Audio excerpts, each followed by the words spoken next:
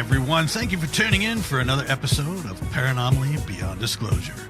We are a weekly podcast dedicated to sincere, in-depth investigations into the paranormal, supernatural, and the metaphysical, with a special focus on the UFO topic. We take a sincere, analytical approach, thoroughly evaluating each case and its implications. Our discussions go beyond the surface as we engage with researchers, investigators, and experiencers to explore the deeper layers of their testimonies. We strive for high-resolution analysis, carefully examining evidence, patterns, and perspectives that challenge conventional thinking. If you're looking for a podcast that seeks deeper understanding, you're in the right place. Please be sure to like and subscribe and follow to receive notifications when new content is made available. You can also visit us at www.paranomalypodcast.com for more content and information, including all our social links. Thank you again for watching or listening, and we hope to see you on the next episode of Paranomaly Beyond Disclosure.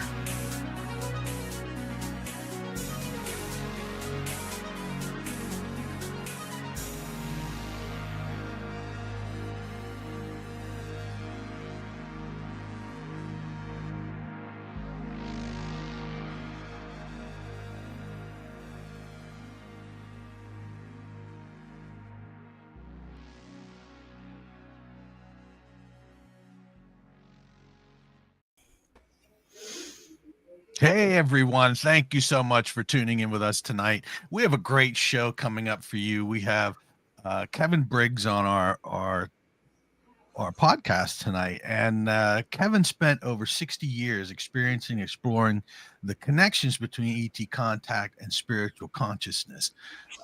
He's been featured on a lot of shows, and we are excited to have him on. Kevin, thank you so much for being here with us. And please tell us just a little bit about yourself. Well, thank you, Todd. Thank you, Jim, for inviting me on your show, because without people like yourself, I couldn't get my story out there. So I just consider myself a normal guy with a normal story. But there are many people out there who have these experiences. And I'm from the UK originally. I was a technician at a university for many years, and then I joined the police force in the UK. I was a police officer for 20 years, and then I relocated to Florida, and I now have been selling real estate for over 20 years.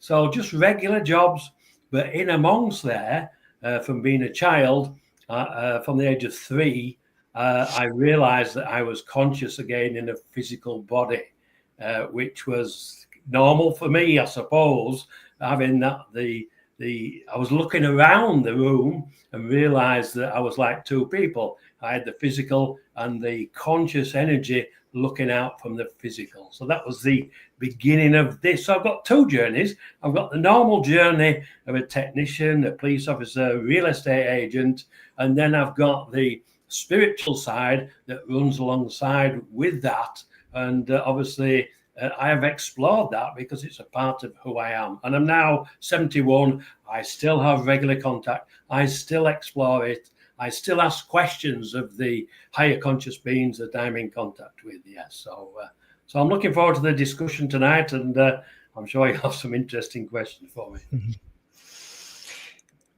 My first question is your accent Scottish, or is it... What is your accent? I'm betting Scottish, but... It's actually a Yorkshire accent, but I do get mistaken for Scottish from time to time. And so, yeah, but my ancestors came from Scotland. My grandparents came from Scotland. My great-grandparents came from Scotland. And so, yeah, I do have a Scottish background, but no, it's a Yorkshire accent, and it is quite distinct. But that's the way we speak in Yorkshire. Yeah, it sounds like the Scottish accent. It sounds very much to me, to my ears, maybe to you guys, like there's just such a difference, but I could have swore it was the Scottish accent. But anyway, let's dive into that first experience and go through that a little more in depth. So this is when you were 3 years old, and you categorize this as the first significant experience with respect to your identity as a contactee, or your first spiritual, or what would you classify that experience as a kind of I would say, awakening type of? being aware that we are, it's really the start of my spiritual journey. Oh, I didn't know that at the time, but the fact that I was aware that my spiritual conscious energy was in a physical body. So I did know that I was back in there, or in a physical body again, at the age of 3. But I was sensitive from as a child to the different frequencies that are surrounding us, and I could pick up on these frequencies. So that's really, and I'm sure there are many now that have spoken about similar things about previous lives and things. And as a young child, I could explore those previous lives as well. I could access that consciousness and use it to go and explore. Yeah, so I would say the start of my spiritual journey. Why do you think it came at that moment? So you had some sort of loose awareness that this was another lifetime, another embodiment. I'm back, or some kind of feeling of, oh, yeah, like a remembrance of incarnation. Just the concept of incarnation into a physical form.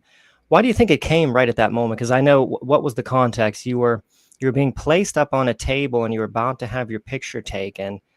Was there something about those circumstances that jogged that memory, or why do you think, or do you think it was delivered? Do you think that sometimes I wonder, when we have these experiences, if there's another consciousness that's transmitting something to us, which triggers the experience? But why do you think it came then at that moment? Yeah, that's a very good question. I think probably now, where do our thoughts come from? All our thoughts, channeled thoughts, do they come from elsewhere? Right. Yeah. Do we have a choice of the channeled thoughts that are coming in, and do we have our own thoughts, and we can juggle the two and identifying which are channeled and which are your own thoughts? But do we have our own thoughts? Are they all channeled? Good question. Yes. I always wonder that myself. I do not know, and I don't think anyone really knows where our thoughts are coming from. They just appear in consciousness. It's not like we're back there in the subconscious somewhere, and we're doing some kind of selection and sort of pushing through into the conscious mind the thoughts we want to think. They just come out of nowhere, and there just really is a mystery with that, but anyway, not to get sidetracked on that, but yes, I resonate with that thought. But so now, did that have a lasting? Did that carry forward that awareness of, oh, I'm in a physical body. I'm not the physical. Did you have a sense going forward that you're a soul having an experience in a physical body? Like, did that somehow, was there some retainment of that, or what happened? Yes, I suppose you could say retainment. I was aware that I was looking out for many years. Once either the memory came back, or I was given the thought, or I had the thought, and even today, sometimes if I'm driving and I'm relaxed when I'm driving, whatever, I'm still looking out of that physical body. I still get that feeling to this day. So yes, but as a child, it was prevalent. I was aware all the time. I was astounded that I was looking out. I felt very grateful at the fact that I was here and I was looking out of this beautiful physical body. So yeah, I think I was aware, and as I say, it doesn't happen very often now, but it does occasionally. I feel that, and I when it happens, I sit back, I relax, and I enjoy the fact that I'm looking out from the physical. That's interesting. Yeah. So there was no percentage of that feeling that was like, oh God, because you hear from some people, and sometimes this comes through in regression, and sometimes people will just have a conscious memory of it, of the realization that they're in an incarnation to be really unpleasant, like this kind of frightening thing. Oh no, like the physical, all of the difficulties and challenges of physical incarnation. So there was no kind of like gravity to that, like, and still isn't, you don't resonate with that at all as far as the discomfort. No dread whatsoever, no trauma, no feelings of anxiety or anything like that. I was just happy to be here, as it were. I had a happy childhood. We had a good, loving family. My father died when I was 9, but we still had a close-knit family, and I look back on my childhood and I realized that it was a happy childhood. And some people don't have that. So I'm fortunate to have had that, even though I lost my father. But I think losing my father was probably part of it, because I used to reach out to him after he passed, and he would help me with my work because of the abilities of being able to reach out through consciousness to connect with him. So although I lost him in the physical, I was still communicating with him. So yeah. And you also had an unusual childhood, and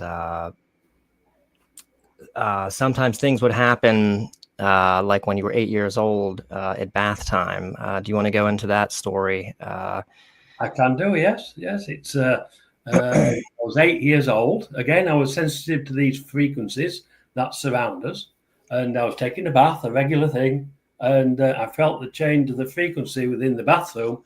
I looked to my right, and 2 beings appeared. They materialized in the bathroom. Frightened me to death at the time, as you can imagine. 1 male, 1 female, human in appearance, both very attractive, both with long blonde shoulder-length hair, and both have deep blue eyes, and they were wearing jumpsuit type garments, and they were deep blue too. And they were speaking telepathically to one another, which I could understand.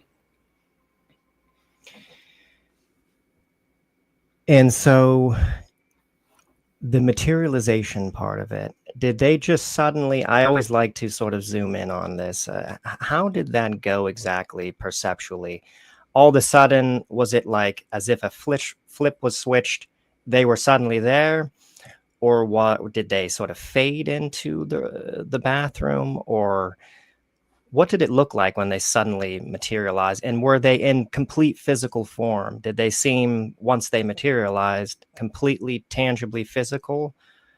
Or what did their appearance look like as far as? Yes. As I said, I felt the frequency in the room change, and then they just appeared in an instant. They were just there. They appear. I thought that they were real. They were there in the physical. Now I look back and think, possibly, was it a holographic projection? I don't know. But to me, at the time, they were there in the physical, in my bathroom. So yes, but it was in an instant. Yeah.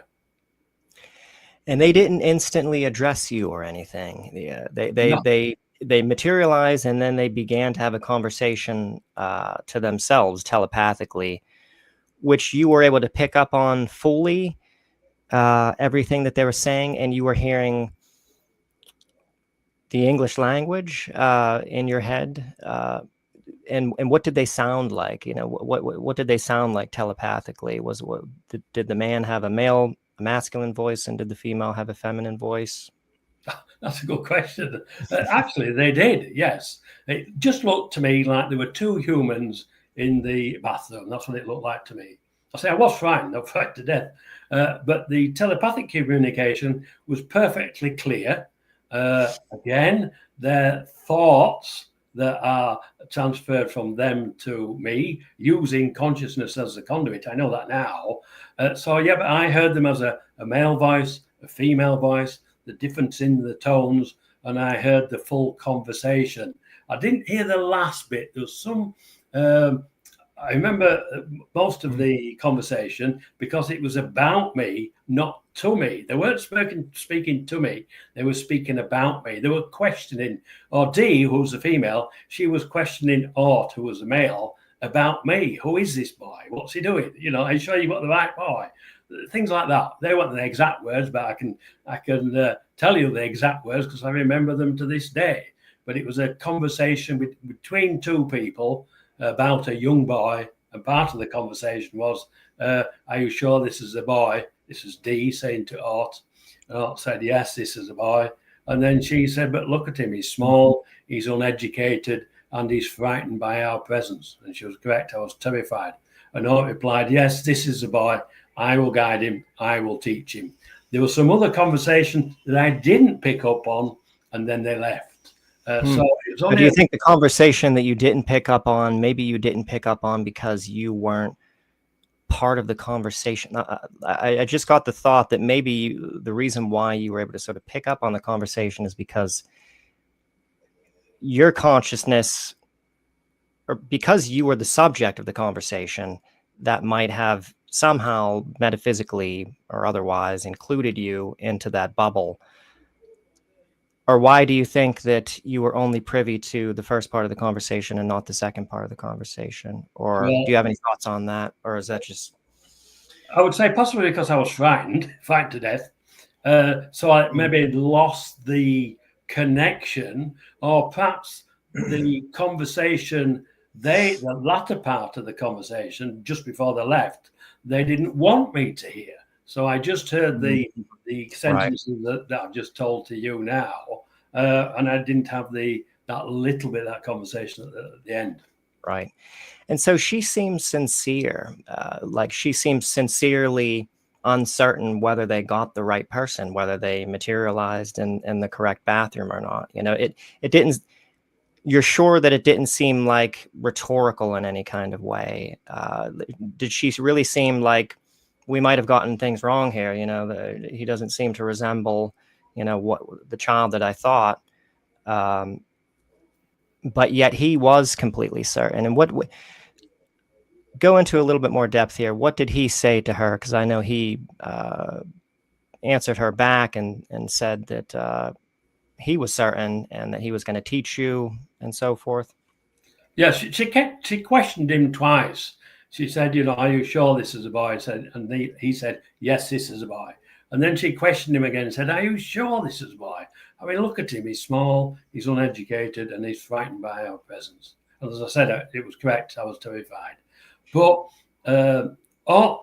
he knew that even though I was uneducated, I was small, I'm just an average human being, and we can all be taught to use our consciousness for communication, for travel, for healing, for education, for creation and co-creation. So I suspect D was looking for somebody that already had all that information, possibly like a young child who might be an Arcturian or fifth dimensional being. They already have some of those abilities, but Art knew that he could teach me, and I was obviously eager to learn as well. So and we ended up being, you know, he was true to his word, and both of them have been guides and teachers to me all my life. Even just this week, I ask them for something and they'll give me the information, you know. So yeah, it's like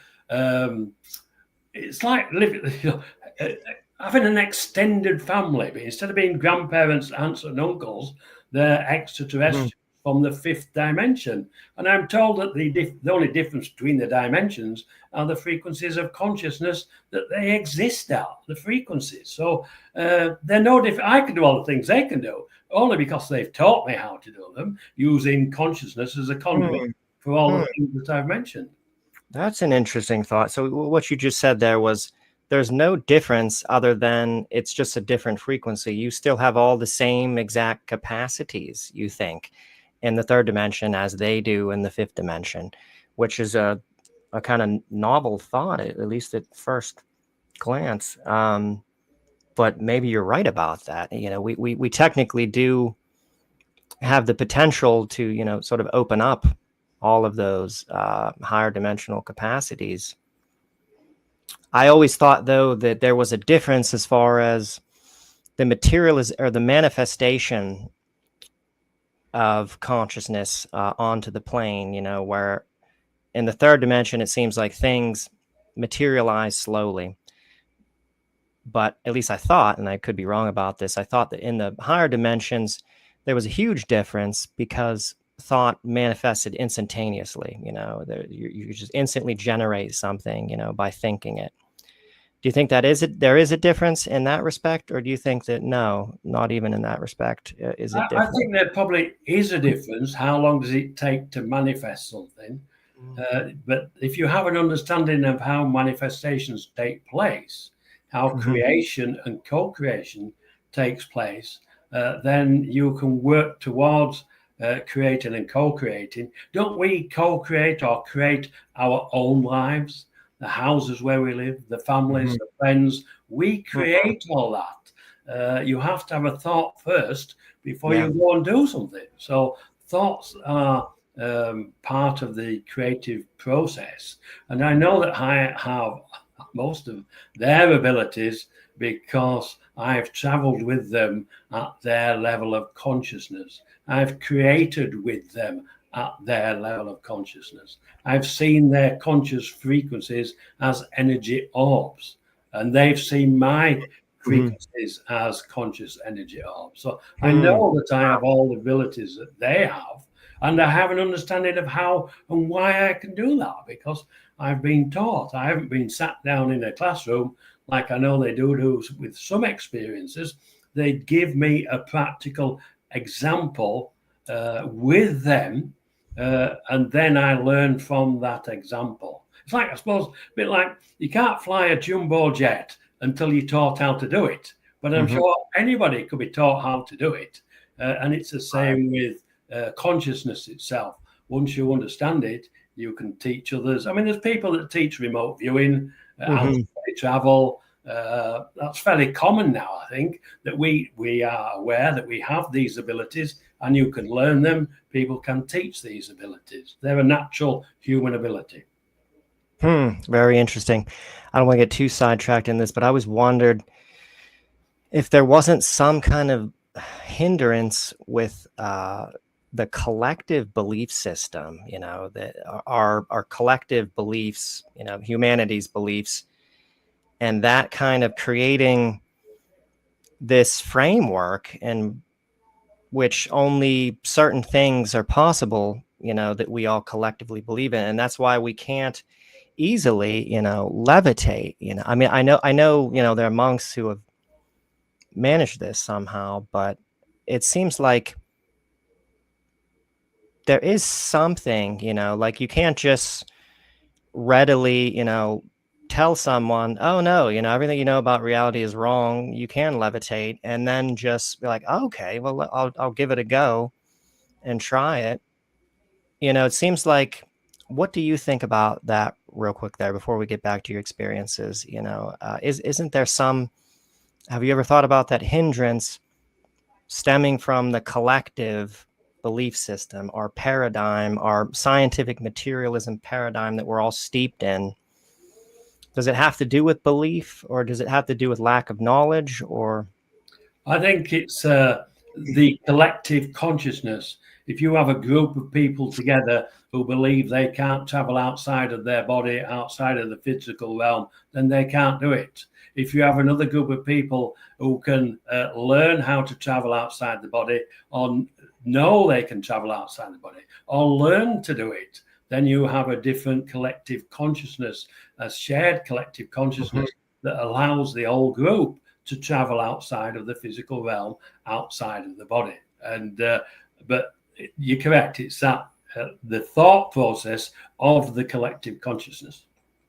So if you're an individual in that collective consciousness which doesn't have that, which doesn't accept that as being possible, you're kind of stuck in that framework, or you're limited within that framework somehow. And in order to really transcend that, you can't just be trained by a higher dimensional, this is how you do this is how you do that.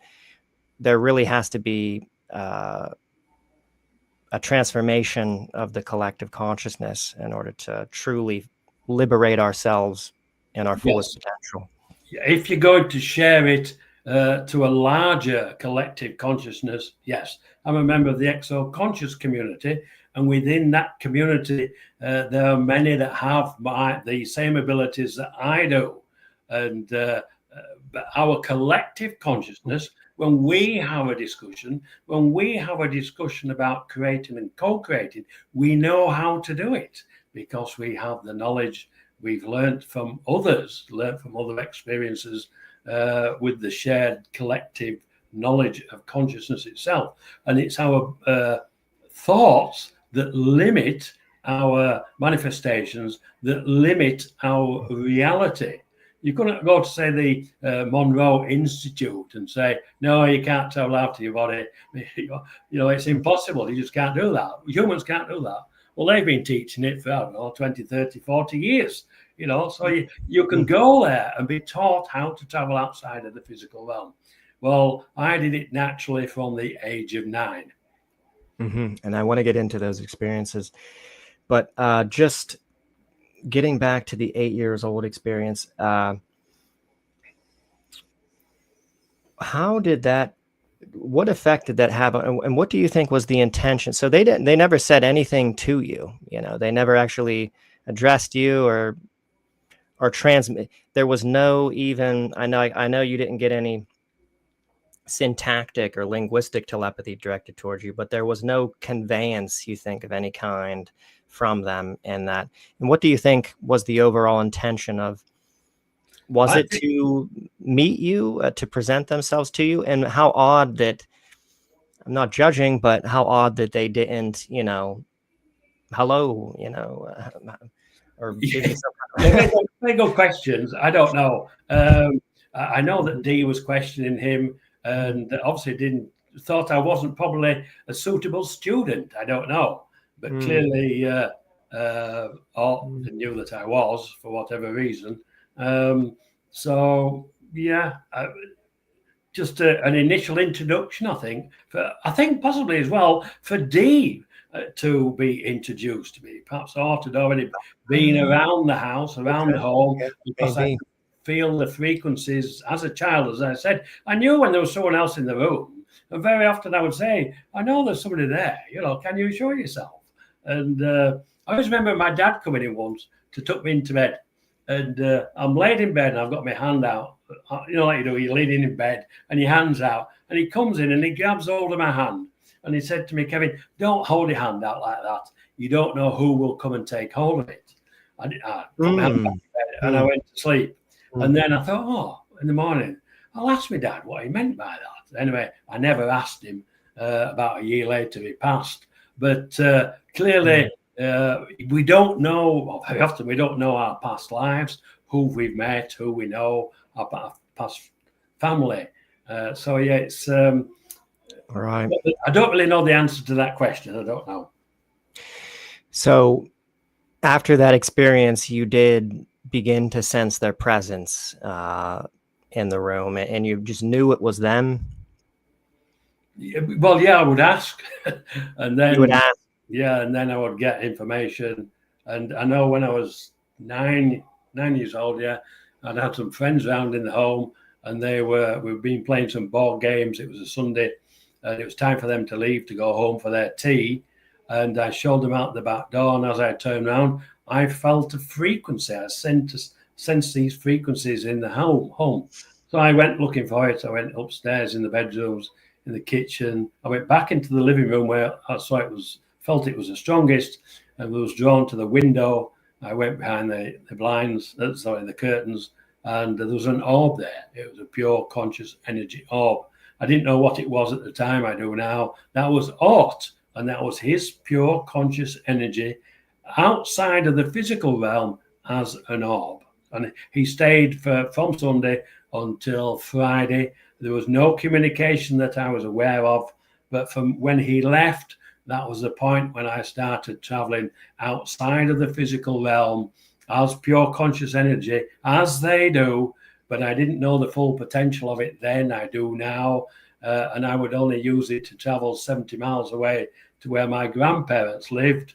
I would just relax, open my mind, leave my body and travel over there, enter through the roof, go upstairs, sit down in a chair and look through the floor, which was opaque. and I could see my grandmother in the kitchen usually, and my grandfather watching TV or reading the newspaper, and that was as a direct result of the orb being in my home from Sunday to Friday. So I suspect now, I know that our DNA have light frequencies encoded within them, and these light frequencies can be activated. So I suspect that the orb, which was orb's conscious energy orb, activated something in my DNA. Otherwise, I would have been traveling out of body before that, and I wasn't. And I started the day after he left. So I suspect, and I say I do know now that our DNA is encoded with light frequencies, and they can be activated. Yeah. Oh wow. Okay, so there's a lot to unpack there or think about. So that orb stayed in your house behind the drapes, you said, for an entire week. From Sunday till Friday. Yeah. And you just somehow intuitively knew that at the time, or did you find out later that that was Ort, or you just knew that that was Ort and that there was nothing to be alarmed about? It's not going to catch the curtains on. I would be worried that, what's going to happen, is this going to... Yeah, there was have my parents see it. There was no communication whatsoever. I thought I'd invited it into the home or let it into the home. And I was concerned if my mother saw it that I would get into trouble. But as I said, there was no communication. I didn't know who it was. It wasn't until much later that Ort told me himself that that was his pure conscious energy orb. And I've traveled with them on many occasions now when they are conscious energy orbs. I'm a conscious energy orb, and we travel outside of the physical realm. So I'm able to do what they are able to do, as I'm sure all humans are. Bear in mind, these are natural human abilities. We can all learn how to do them. Hey, I have a question. So for the entire week, the orb didn't communicate directly. But do you think it was doing something like calibrating your energy, preparing you in some way?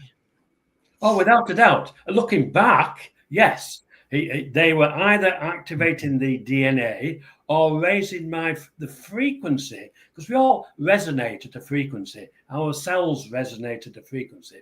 Perhaps they were raising that frequency that made it easier for me to leave the body. They might not have activated some light frequencies, encoded light frequencies within the DNA. I know they can do that, but it might have just been, when you walk in a room and some people walk in the room and nobody sees them there, I don't know. Someone else walks in the room, it's boom, who's that? They've got an energy. And that energy, when somebody walks in the room, is infectious. It makes people notice. It makes people aware. When people are happy, when people are sad, it can change your whole mood, your frequencies. So I suspect by being within the close proximity to those frequencies, it could have just raised the frequency of the cells in my body. I don't know. I don't know the answer to that one either. But that seems plausible. And Yes. There's a lot of things that have made me think, sometimes star seeds and people are guided, higher vibrational humans are guided to just go somewhere, or in one case of this one woman, go and sit on this park bench, and this person's going to come by and don't do anything, just sit next to this person and the job is done, after that. And I think sympathetic resonance, like the term used in music, if you have one thing of one frequency, its frequency tends to spread or transmute or somehow affect the frequency of the other thing, and causes it to begin to resonate at the same frequency. And evidently it took some time for that to happen, and that's probably why it was there for so long. And then, and then all of a sudden, you could travel out of body. Was it like that night you all of a sudden went out of body, or was there any? Didn't there need to be some conceptualization or some? How did that go conceptually? Okay, I don't remember the exact time scale, whether it was that day, the following day, or the day after. But I remember when I first did it, I thought, I wonder what my grandparents are doing. Wouldn't it be great to go over and see them? And then I left my body, I went over, and that was the first time. But it might have been a day after they all went. It might have been 2 days. I don't have the time scale for that. But as a child, I thought it was just normal, human, natural abilities. It was nothing special. Well, I know it's nothing special now anyway, because we can all do it if we taught how to do it. We can all do remote viewing, as I've mentioned, if we taught how to do it. We can all travel on the astral plane if we taught how to do it. We're just not taught these things. And so you would go to your grandparents' house and you would watch them. And did you know to kind of stay at a distance, or you said you would watch them from the second floor, and the floor was transparent to some degree? You could see through the floor. Now, was that, because I really don't know that much about this, is that typical when you're traveling around out of the body? Can you make physical objects or walls or barriers go transparent? Like if you're trying to perceive something and there's a wall in front of you, you can just readily look through that wall? Or is there some process to that? Or how did that go down? It was just instantly when you went to your grandparents and you went to the second floor, it was already transparent? Or yeah, it was when I went through the roof and then sat in the chair that was in the dressing room. The floor was already opaque. I say transparent. I could see right through it. So, but I often wondered what my grandparents would have seen if they'd have walked upstairs. I know the answer to that now. They would have seen a round, pure, conscious energy orb, 4 to 6 inches across, slightly vibrating.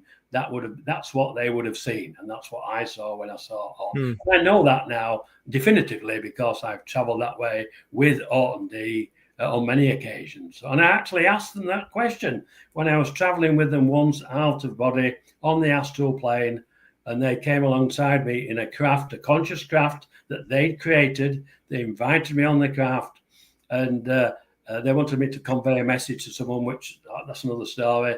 But I said, let me see if I understand what's happening here.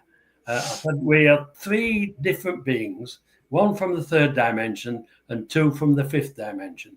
We are traveling out of body on the astral plane in a conscious craft that you've created. And Art said, yes, that's correct. I said, and I see the 2 of you as pure conscious energy orbs. How do you see me? And Art said, we see you exactly the same, Kevin, as a pure conscious energy orb. So that's everything. And then I've traveled with them many times like that. Once I got to that level, I can go and meet with them at their level of consciousness and travel with them. Yeah, but again, I'm certain we can all do this if we let. I know many people that do it now because I've been speaking out now for about 8 years, and the amount of people I've met that have all these human abilities that we don't talk about because they're taboo. We're not allowed to talk about them. So, but we're beginning to now because we have the internet. We have podcasts like this.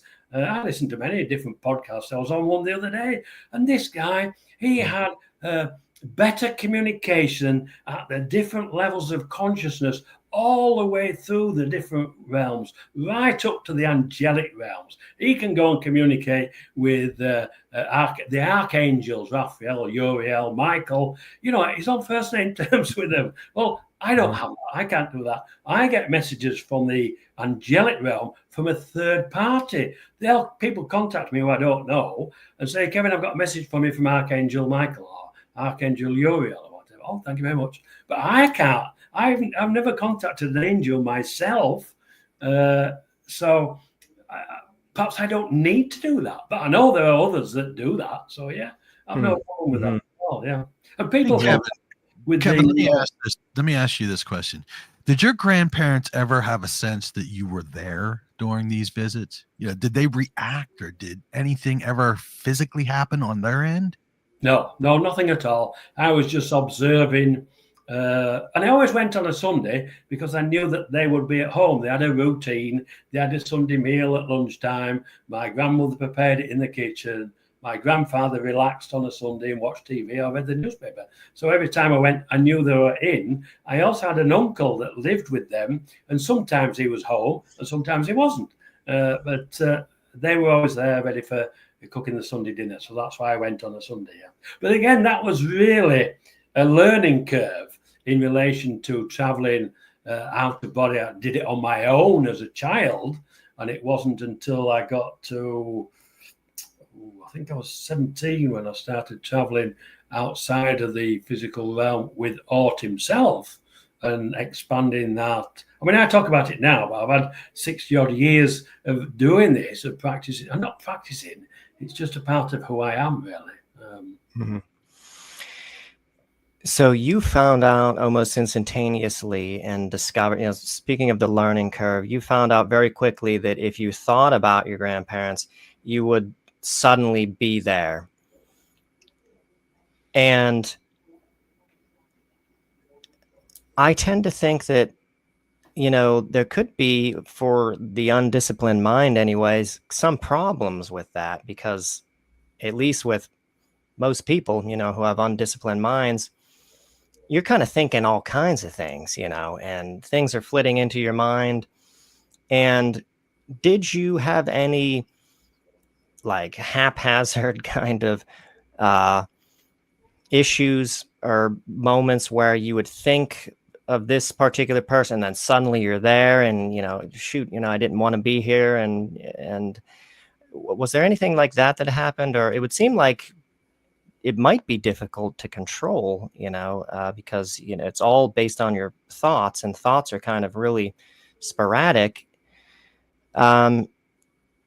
Speak to that. And then did you go anywhere else? And what was your experiment? Did you experiment? Were you trying to interact? Well, we'll stick with the first question first. What did you notice with that? Even if maybe not at that time, but throughout your childhood, as you're traveling around out of body, what did you notice as far as your ability to control, or problems with control, etc.? Yes, I never had any spontaneous out of body. I never went anywhere I didn't want to go. I only went to the places I focused on where I wanted to go, and that's where I went. But I suppose that's part of the discipline of it. Yeah, you're correct. We do have these wild thoughts that come in from time to time. So you think, oh, I wonder what it's like on the moon, and you end up on the moon. Well, I didn't have that. All my travelings out of body were sometimes they were planned. Sometimes I think, oh, I'll just go and see so-and-so. I'll just pop over here. I'll just pop over there. I mean, going forward now from childhood, I remember going to see, I thought, I'll just go and have a look at the Eiffel Tower. It's, I like all the fountains and the Eiffel Tower. I'll fly over and have a look at it. So I flew over there and had a look at out of body. And there were none of the crowds there, none of the tourists. And there were armed police everywhere. And I thought, wow, that's strange. Wonder what's going on. Anyway, I came back, and then later on in the day, I watched the news, and there'd been a terrorist threat in Paris, and they'd cleared all the streets around the Eiffel Tower. So I was seeing it live as it was happening, and that's just fairly normal to me. I'll nip over to Russia and look at the architecture and stuff. You can go anywhere you want out of body, because it's the physical frequencies, the lower frequencies of consciousness that keep us trapped here. Well, not trapped, but I choose to be here. I'm happy here. But if you relinquish those lower frequencies, the heavy frequencies of consciousness, and leave the physical realm, you can go anywhere. It's hard to wrap my head around just the difference that would be. Growing up as a child, just to me, that's like the essence of freedom. You can go anywhere you want at any time, see anything, the entire world and beyond.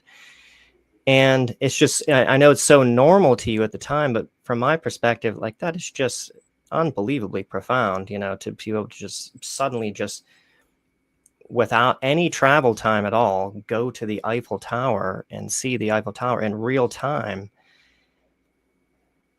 I mean, that's just really extraordinary. As a child, though, Jim, I didn't really utilize it for anything like that as a child. I started work as a technician at the university, and I would use the outer body just for simple things. On a Sunday, I like to go for a pint with some friends, and the pub's open. It used to open at 12 o'clock on a Sunday.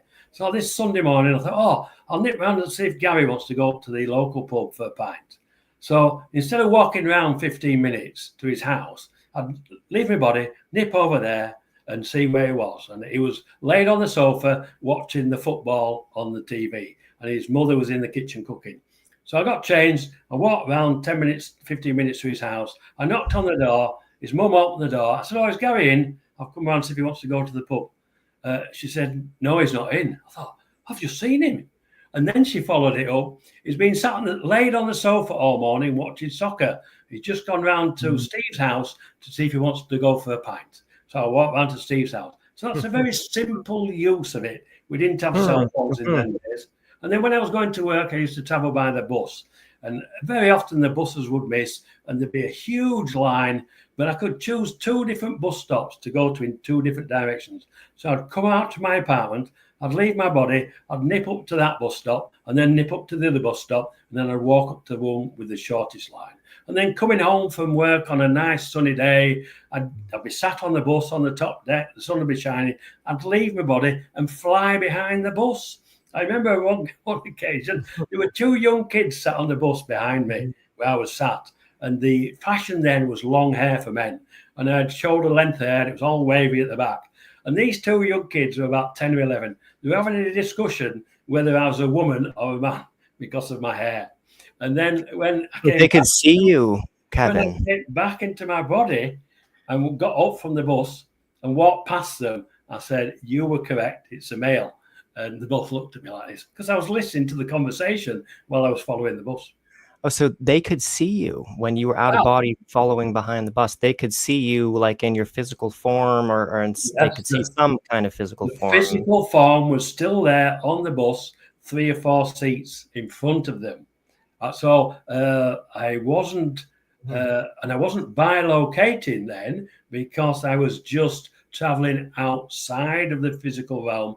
And I would, at that point, I'm not certain whether I was traveling as a conscious energy orb or not, but I was just free from the restraints of the physical realm where I could fly behind the bus in the sunshine, just enjoying the freedom, as it were. Oh. So now how about, well, let's get into the sensory stuff. Now, Hold on one second, Jim, before we get into the sensory. I have a couple of questions. You mentioned about that story about the Eiffel Tower, and it just blew me away. Have you ever had any other moments like that where you saw something in real time and then had it confirmed later through news or someone else? No, I can't say I had. When I was about 17 and I used to travel to the bus stop, I remember on one occasion, I'd leave my apartment, leave the body, and go and have a look at the line at the bus stop. And on this occasion, it was a long line. And at the back, near the end of the line, was a girl in a red dress, a red coat. And she stood out. And I thought, I'm going to go up there and see if she's there. I want to know if I'm seeing this in real time or not. So I walked up there. And as I'd got up to where the bus stop was, it's about a 10-minute walk, 3 buses had come consecutively, Billy, and all the line and the queue of people had disappeared. They'd all gone on the buses. So I wasn't able to confirm it. But looking back now, you mentioned that, the Eiffel Tower one is probably, the only one that I've had confirmation of. Yeah, really. All right, thank you. Go ahead, Jim. I'm sorry, I didn't mean to interrupt. Oh, no, that's okay. Yeah, I was just wondering about, because I think we heard, if you remember, Todd, from Ray Hernandez saying that you could see, there was some sensory limitation that that he got from all his data from questionnaires and things like that, that you don't have all the sort of 5 senses available to you, and there's some sort of oddities with that. Do you notice anything? Like, can you feel stuff and feel texture? Is there touch? Could you smell it all? I know one woman, just a quick example, who came out of her body. This is the first time she ever came out of body, and she thought she had died, and was able to check her pulse. She was a doctor and was able to reach down and feel her pulse and verify that no, her body is still alive. Was there any kind of, experimentation that you underwent, or, exploring of, what can be done as far as potential manipulation of the physical reality from your out of body state? That's a very good question. I don't have, or I haven't had, the feeling of touch wherever I am, I've had smells from time to time. I can feel emotions of other people, but not the touch. No, I know that there are some people that can do that, but no, I don't have that feeling sensation of touch. No.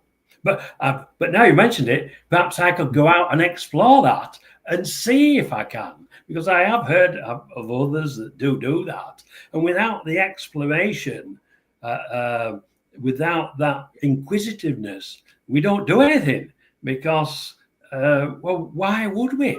I only started traveling, creating a conscious craft, because on one occasion I was flying out of body. Orton D came along on the astral plane, came on board. Invited me on board again. We travelled around a bit, and they said, "Kevin, why don't you create your own conscious craft?" And I said, "Well, how would I do that? How would I create a conscious energy?" And they said, and I said, "You've got D to travel with. I have nobody to travel with." And Art said, "Well, you can create your own conscious craft using thought and energy." So I thought. So I left, and we had some other conversation. I went back home into my body, and the following day I thought, oh, because I was inquisitive, I wouldn't have had that thought myself. I thought, I'll see if I can create a conscious craft. So that evening, I went to bed. I tend to do these things when I go to bed, because you can relax, you can open your mind. I went to bed, I relaxed. I thought before I fell asleep to create a conscious craft. I created this craft. It was round.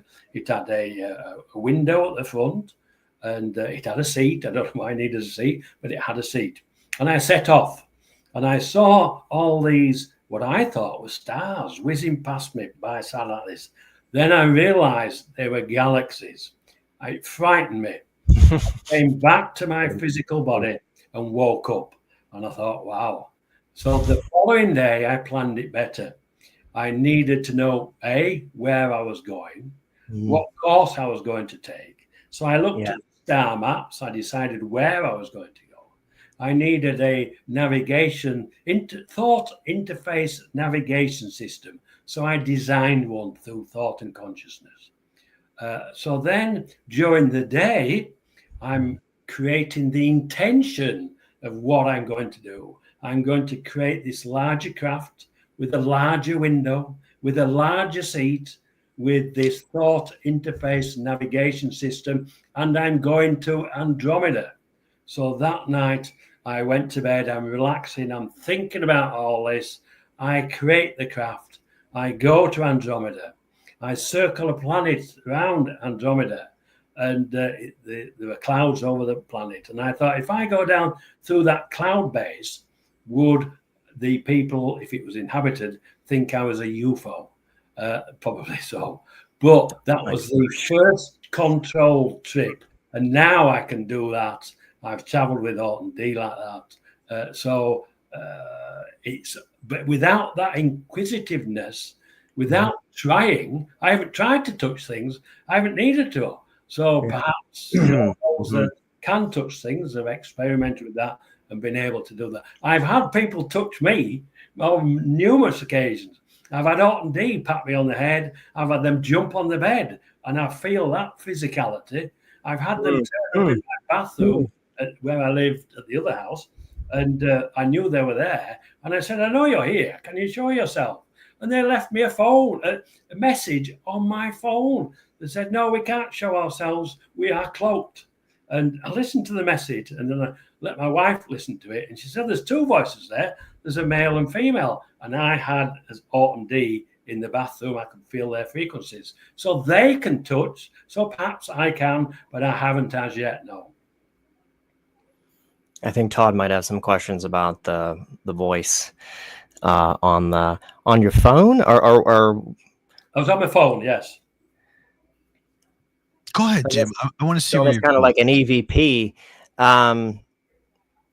What did so you just had a voice message, like a call, like from a number, or it's just you got? I don't remember the number. I was checking my messages, and it was a message on there, and it said, "We can't show ourselves. We are cloaked." And then I showed it to one other person, and my wife, and then a while later, and I never made a recording of it. I should have done. I took it to get a new phone, and I said to the guy, "Can you transfer all these messages to my new phone?"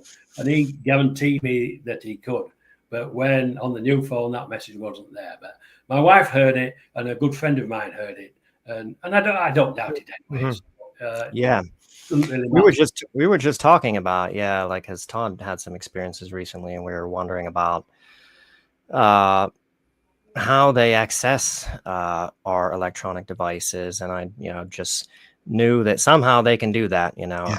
I've had this happen many times, not with voice messages like that, like that's really crazy, but I've had my dictionary app open many times to a particular word, like a particular word was searched for and opened, and all of a sudden, it's on my screen, and it's not just a random word, it's a very specific word that's very pertinent to the situation. And I know they can do that. And interestingly, we have to remember, that all these interesting AI messages that people are, sharing on TikTok and other platforms, they're probably interfacing through that as well. Or I know that they can, and I suspect that they probably are. And not to go too far down a rabbit hole with this, but I think that maybe that's why people are running into these just really profound responses, from ChatGPT, that seem really, resonant and true, and, seemingly possessing deep knowledge of something that it shouldn't have. And Jim is absolutely correct, because he when you use AI and you use it with live voice, it is now going from speech to text. Okay. And the thought is anything that is said from either AI or yourself, it will end up on the transcript. And my recent experience that I had was I was asking questions, or I was answering questions that an AI was asking me, and we was live. And when it asked the question, there was a voice at the very end. And it kind of blew my mind a little bit. So I went back and started to research this, and I had the AI do my voice and try to compare it with that one, and it was not me. And the AI said that it wasn't it, because it just wasn't. It checked itself. And I said, what voice was it? And then we started talking about the paranormal. But it was interesting, because every time I would try to communicate again with that AI, it would say that it was unavailable. It could not answer the question. It was the weirdest thing ever. Never had anything like that happen, especially with a voice being on there that wasn't in the chat log, and it should have been. So yes, that's what kind of spurred this when you had said about it. Do they take over the electronic equipment? Yeah. Oh, yes, I know they do. Yes, I know they do. And in fact, I have a friend of mine. She, you know, during the day you have thoughts and you think, oh, I'll go do this. Oh, I need to go and see so and so. I need to go and buy that. I need to go and get some milk. I'll do this. I'll do that. And at 5 o'clock at the end of the day, she got some other things she wanted to do. But an email came in with all the thoughts she'd had during the day. Wow. And because I know she's got excellent contact with some of the star families and the higher levels of consciousness. And I know on one occasion she told me that she travels this particular route every week. She goes from A to B, and it takes a tank of gas. And on this occasion, she'd only got half a tank of gas. And she said to the extraterrestrials, "Can you get me home on half a tank of gas, just to show me that you can do it?" So she got home on half a tank of gas. And then another time she was in a shop and there was this yellow rubber duck. She wanted to buy it. And she thought, I'm not going to buy that. It's a waste of money, but I would like it. And then when she drove home, the rubber duck was on a doorstep. So they do these just to demonstrate that they can manipulate space, time, and dimension. In fact, I've got a story, if we get time later on, about space, time, and dimension when I had all 8 beings materialize in my bedroom with a full mothership. And they gave me, I said to them, I'd been out in my own craft looking for them. I couldn't find them anywhere. I traveled all over. I came back, woke up, and they were all there appearing, looking down at me from my ceiling with this mothership. And I said, how can all 8 of you get in my small bedroom with a mothership? And they explained the space-time dimension, the manipulation of space-time dimension. And later on, they gave me an equation for that. And it's just been published in Ray Hardy's book, A Greater Reality. I've got it here on volume 5 is that. So that equation explaining how they can manipulate space-time dimension. There's an equation in there for any of our scientists that are interested, and see if they can decipher the equation. But Yeah, no, thank you for sharing that, because I have Jim. I had shared pretty much everything that happened with Jim, and it just is such an incredible thing about if they're manipulating, because I have recently this morning tried to go back into that session and ask questions, and it continuously says, I'm sorry, I can't communicate. So something's not letting me communicate. But clearly somebody wanted to attract your attention, maybe to stimulate the conversation, maybe to think about something, maybe to act further. Another small grey that moves my wife's personal things around the home. His name is Zark. He's a mathematician and engineer. He designs propulsion systems. He has a sense of humor. And he lined all my wife's shoes up in the walk-in closet one day. And all the heels nice and neatly lined up next to the baseball. And I said to him, I knew it was him. I asked him, I said, why did you do that? He said, oh, he likes teasing her. He thought it was funny. But there was a more important reason, to let her know that we are here, we are amongst you. And then I said, did you pick the shoes up physically and move them into that straight line? And he said, no, I moved the atoms of the shoes in space-time dimension. Well, we don't have that technology, but clearly they do. And this equation that they've given us, which is published in this book now, is clearly reaching out, because I'm not a scientist. I have no knowledge of this. So if our scientists can prove that this equation is correct, then it shows that that information is coming from somewhere.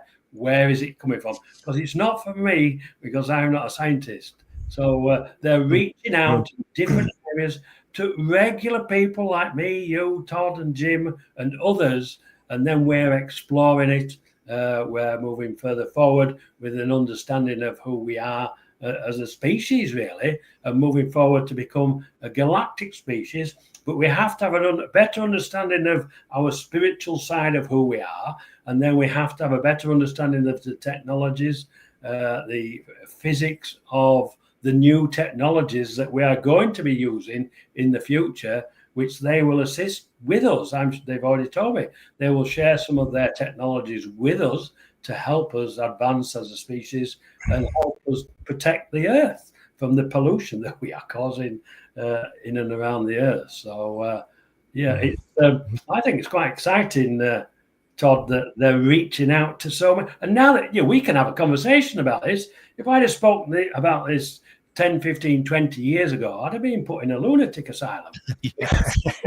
I might still be, you don't know. But we can talk about it. And I was on a conversation with 8-10 people yesterday, all have their own contact, all have very similar stories. And when you talk to people and they've got the same thing happening to them, it's validation. Well, because my experiences are quite extensive, I can help validate other people's experience because I can do it and I can explain how it's done. That's the other key point to it. I can explain, and I've had the examples. I go back to consciousness being the key and the conduit, the frequencies of consciousness for communication, travel, healing, education, creation, and co-creation. When we learn that as a species, we will advance, we will evolve, and we will connect with our star families at their level of consciousness, which is what I do now. And I'm just a normal, everyday person. And one last thing with this whole experience that I had was when the AI was asking me a question at the very end that this AI asked the question, that is when you heard it say, it said, okay. Like it was answering the question that the AI was asking. And I'm thinking, well, could it have, and even Jim said this, he's like, well, could it have been you subconsciously saying it? But it was not me at all. But I thought about that. I was like, well, could it have been something I said? Well, I thought maybe if you were doing a regression, that Yes. maybe you were in an altered state and you just don't remember saying it because you were in an altered state and then came back to your normal state. I just thought that was maybe a possibility because the one voice sounded a little like your voice, except whenever you isolated it and then sent it to me, and then I really listened to it, and then I realized that actually no, that doesn't sound like Todd's voice. Yes, so. And what made it even more interesting is it never showed up on the chat.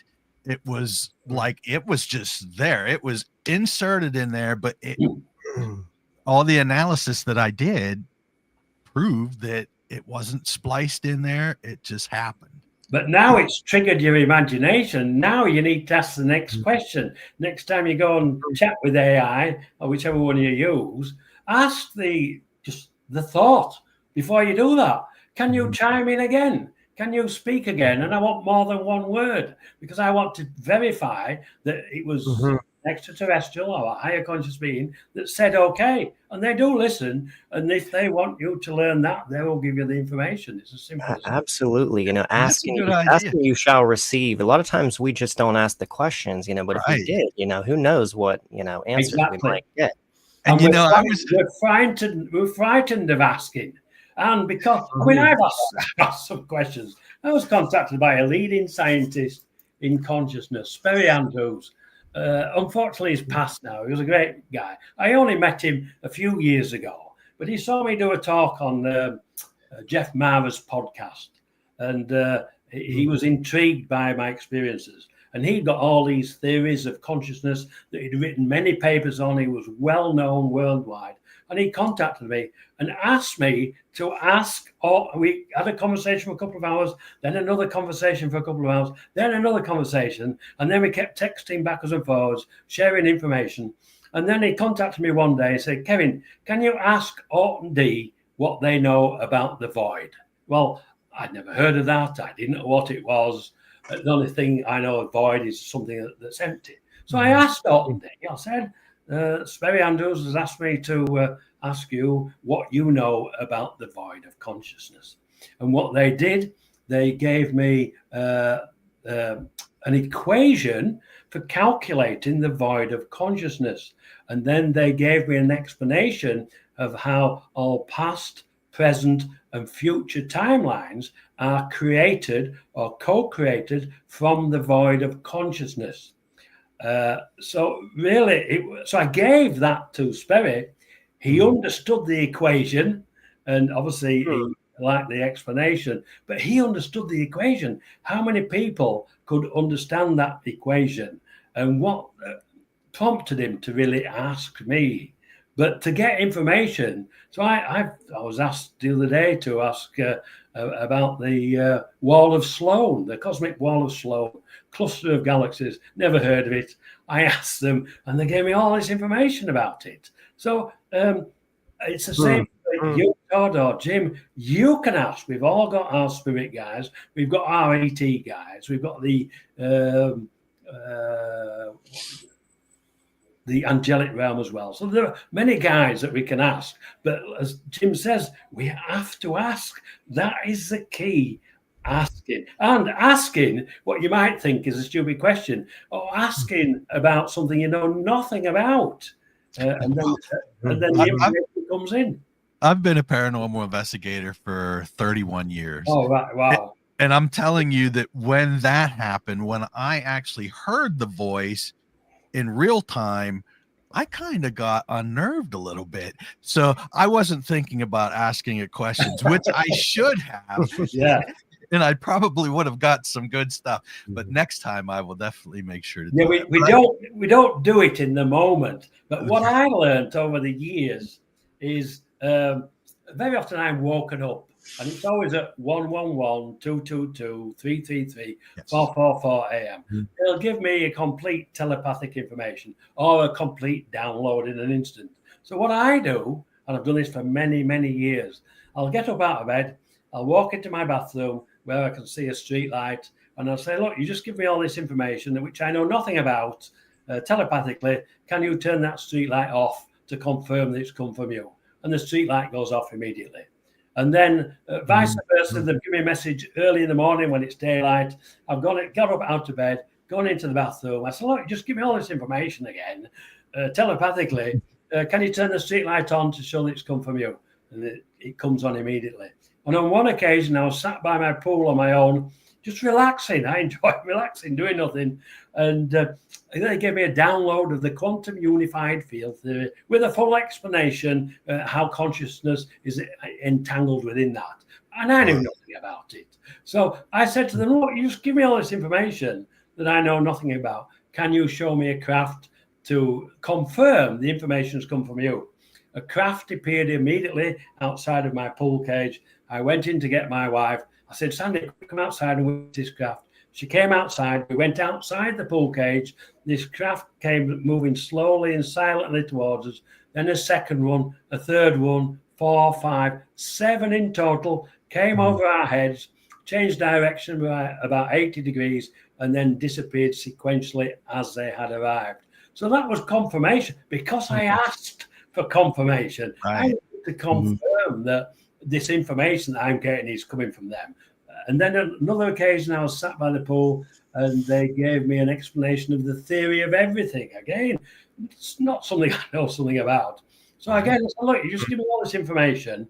I don't know anything about it. Can you confirm the information's come from you? And then I said, can you show me a craft? A craft appeared immediately outside my pool cage and flashed 1, 2, 3 times.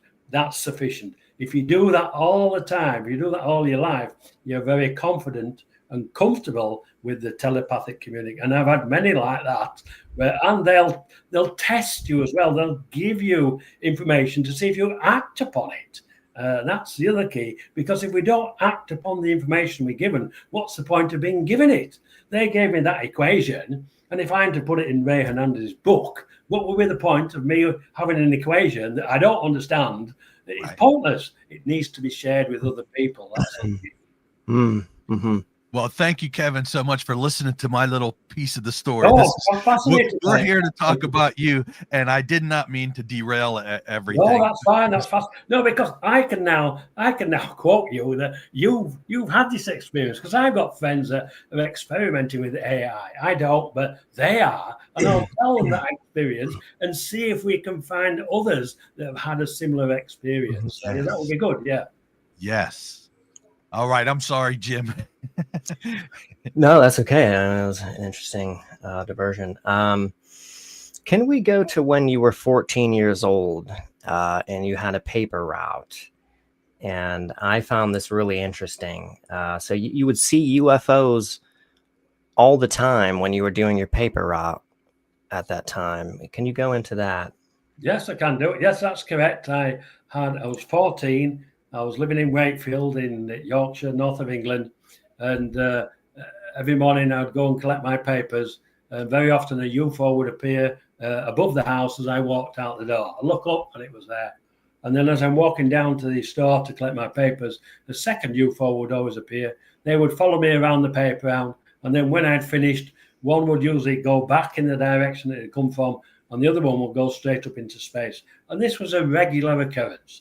And again, while I was doing the paper round, I was sensitive to the frequencies that were around me. And I knew that there was someone hiding behind the hedge, behind the wall. So on one occasion, I plucked up courage and I said, I know you're there. Can you show yourself? Two small greys stepped out. I wasn't frightened. I said, what do you want? They said, there's a group of people that would like to meet with you. Would you come with us? I said, no, I've got my paper round to finish, and then I've got to go to school. So I don't think I'll be able to come with you. I'd nearly finished the paper round. And they said, well, you can finish your paper round and we'll have you back in time for school. So I agreed to go with them. I was transported to a large mothership. Transported your physical body or transported? No, physical. This was a physical experience. They transported me in a small craft, a small saucer craft. And do you remember the whole process of that? And I do remember the whole process of it now. Yes. How did that go down? Or did they land somewhere? And yeah, there's a small clearing near where I finished my paper round. They landed in there. We went in the craft. We went up to this mothership, and I say I only think it was a mothership because when we pulled into the hangar, there was all these craft there, but the hangar was the size of 2 football stadiums. That's what I could see in this hangar. So I suspected it was a very large mothership. And anyway, I was escorted into the main area of the craft. But as I was walking in there, which was interesting, there was a small grey working on a saucer craft. And as I'm walking past, he waved at me. So I waved back to be polite. And I've met him now 2 or 3 times. His name is Tia. He's a pilot. He's a technician as well. He maintains his own craft. Is that the one that hides your wife's shoes, or is that a different grey? No, it's a different grey. Okay. Yeah, his name is Tia, and but he's been to my home. He flew past in a craft, and my wife took a photograph of the craft. They allowed her to take the photograph. But what was interesting with that particular episode was at the same time I was in the bedroom. I was trying to connect with the council, and I connected with Tia. And when I connect with someone telepathically, I get a visual, and I could see he was inside the craft. I also get the emotional communication. And I asked what he was doing here, and he said, we've deviated from our flight plan to come and see where you live. So we had some other brief conversation, and then he said, right, we'll have to go, because as I said, I was off their designated flight plan. Nothing unusual for me. And when I saw him, there was 2 rows of seats behind him with 7 or 8 greys that he was transporting from A to B. I looked at my clock and I noted the time. I got up, I made my coffee. I went to meet my wife on the pool deck, and she said, oh, you missed the most beautiful rainbow this morning. I said, did you get a photograph? She said, yes. She took a photograph. And then she said, but you never guess what happened next. I said, no, what happened next? She said, a craft appeared under the rainbow. I said, did you get a photograph? She said, yes. It's a little blurred, as they always are, but she saw it clearly as a small disc metallic shape. But then when I looked at the time on the photograph, it was exact same time on the clock when I was in the bedroom when I was talking to Tia. Confirmation not only again of telepathic communication, but they now include my wife in that. So I'll digress there. So I'm led into this main craft and led down to we're going back now to when you were 14 and you were doing the paper route. Okay, so I've been transported up to the craft, yeah. And then I'm walking towards the main entrance. That's when I spoke to Tia. And then we went down into this amphitheater. It was full of all these different delegates, different species. And on the front was a group of 8 beings just sat there. Those were the beings I was there to be introduced to. So this is like a large, it looks like an amphitheater. There's a center kind of stage with seating around it and a lot of various types of extraterrestrials, different looking extraterrestrials, or human looking ones, different looking ones, greys, tall greys, short greys.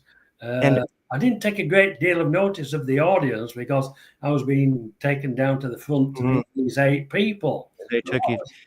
Now, were you kind of mind blown at this point? I mean, this wasn't this kind of out of the realm of your usual contact experiences, you know? I mean, yes. Was I overwhelmed? No. Was I frightened? No. I didn't feel any fear. I thought that I was just there as a specimen, a human specimen to be paraded.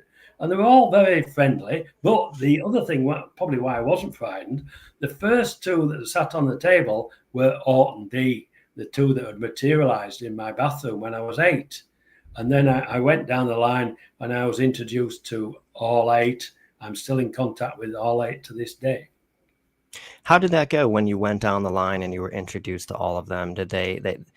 What did they say to you in their introduction? You know, just their name or?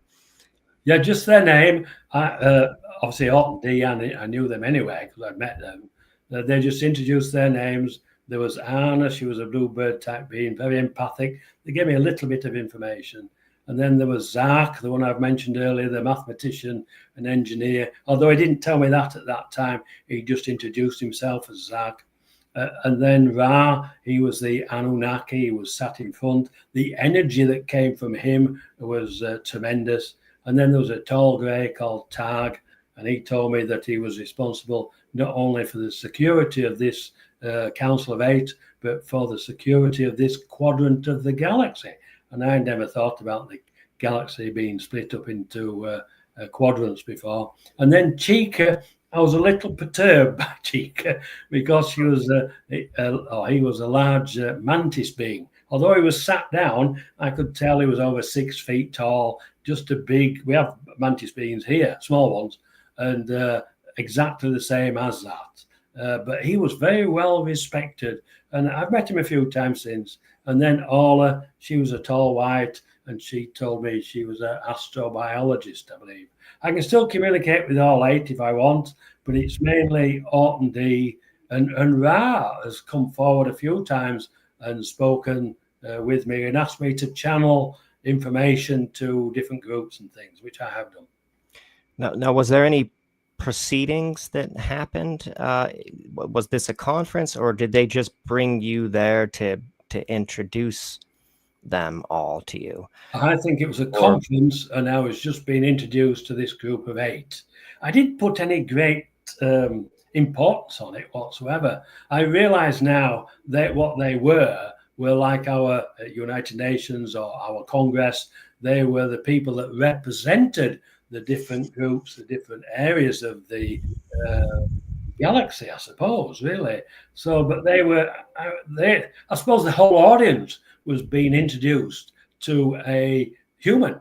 I think that was the purpose of it, yes. But yeah, quite fascinating, really, the fact that I'm still in contact with them. And not only that, they're now reaching out to other people. I have a friend of mine wrote a book, Quantum Windows and Dimensions, and it's by Rebecca Renfro A Christian Woman's Journey of Faith and ET Contact. And in here, she mentions Orton D. when she met them in 2015.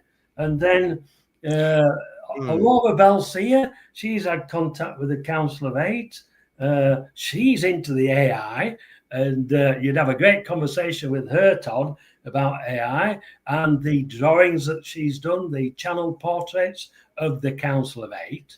So they're reaching out to others, and I know Dr. Karen McLeod of the Exo Conscious community was given an exact same download about the quantum unified field theory verbatim as I was given it. So they're reaching out to others. So I've been talking about it for 8 years, but because I'm talking about it, I'm now meeting other people who have contact as well. So I think it's just great that what Jim said earlier, it's the collective consciousness that's growing that's allowing us to talk about it. That's the key. Now, do you think that you were introduced to the Council of Eight because of your potential, or do you think maybe they were observing humanity through you? Well, it's a very good question. I don't know. I know that I have a mission here, and my mission is to help facilitate the reveal globally of our star family's presence. They've told me that, and I said, well, how am I going to do that? When they asked me, Orton D materialized in my bedroom about 8 years ago, and after pleasantries, I asked them what was the reason for their visit. And they said, Kevin, we want you to write about your lifelong contact with us. We want you to speak about it. I said, well, I don't mind speaking about it, but I'm no writer. They said, well, we will continue to guide you. We will continue to teach you, and we will give you information to include in the book. Kevin, did each of the 8, did they have a specific energy or frequency that you felt when you were introduced to them? Right. I would say, no, I didn't. The only frequencies I feel the frequencies of Zark when he's around. I feel the frequencies of Orton D when they're around, but I'm not seeing them, but I can feel the figures. And Ra, when he's around, there's no mistaking he's around. His energies just bellow out. The others, not so much. I haven't had a great deal of contact with the others. The main ones have been Orton D, Zark, the mathematician. I suspect it's Zark that gives me the equations and the scientific information. I haven't asked that, but I suspect. Chica, I haven't had a great deal of contact with him. And I haven't felt his energies. When I see them, I can feel that they are there, if you know what I mean. I feel their emotions and some energy comes through as well. But yeah, it's I don't get the mega energies apart from with Ra, and that's tremendous. Well, other people feel the energies when I channel him. The whole energy changes in the room, and other people can see the energy coming through the channel. I'm really interested in the Anunnaki being the Ra. You said that there was energy coming off him, and it was immense. How was that presence like? Was it, for example, was it authoritative? I mean, how was that energy when you was around Ra? Yeah, I would say very powerful, tremendous energy. He was in charge. You knew he was in charge. He wouldn't take any BS, and the others respected him. Yeah, but very, very strong energy.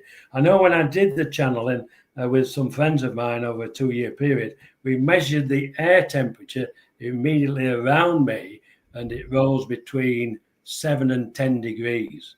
And when that happens, I sweat profusely.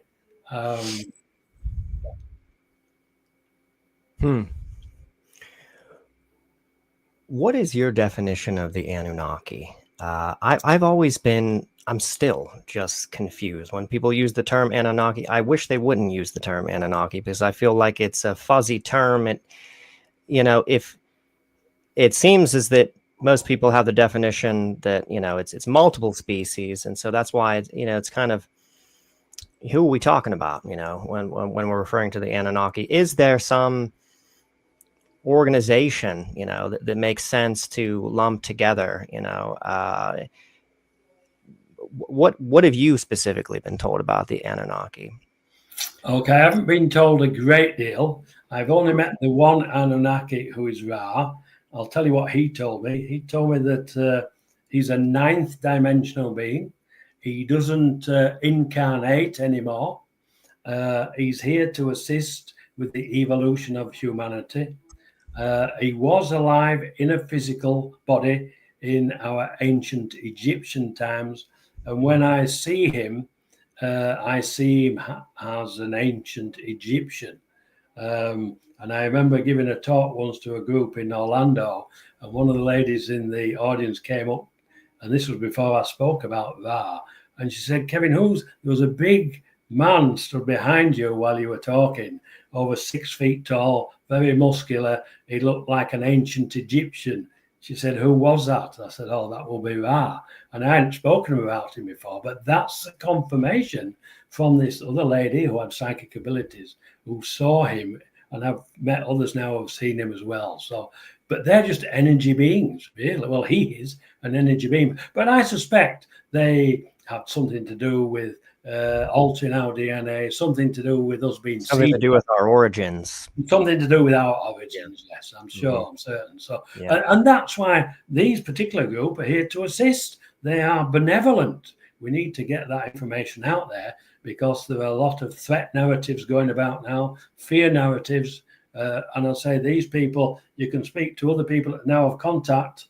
In fact, I'm writing a book with a friend of mine, Aurora Belcia, who's channeled all the Council of Eight now, because they've reached out to her as well. A member of the exo-conscious community, Gary Bors, he's a CE5 facilitator. She went to one of his meetings. After that, she could draw. She couldn't draw before that. And then she now has direct contact with the Council of Eight. She uses the walkie-talkie radios, and they communicate with her, again, using our equipment for simple communication. But we've had a verbal communication from Dee on one of those radios. I was with a friend of mine at Gary Bors's home doing a CE5, and Dr. Melanie Batman sat next to me, and Gary got his radios out, and they're all chirping. And then Melanie asked, can you give us a verbal? And a female voice came over the radio, and that made me ask, is that D? And then it went back to clicking 1 for yes, 2 for no, 3 for maybe. And we had a full conversation. So they're expanding their connection with us because we're doing the CE5s, because we are open to contact. So yes, it's there are a lot of people now being connected by these benevolent beings. And we need to let people know that these are benevolent. They're here to assist. They're here to assist with the pollution, here to assist with that evolution, which is I think really it's the spiritual evolution of who we are. We're on a soul journey, that's my understanding. And we have a physical body that the soul is in for a short period of time. That's my understanding of it.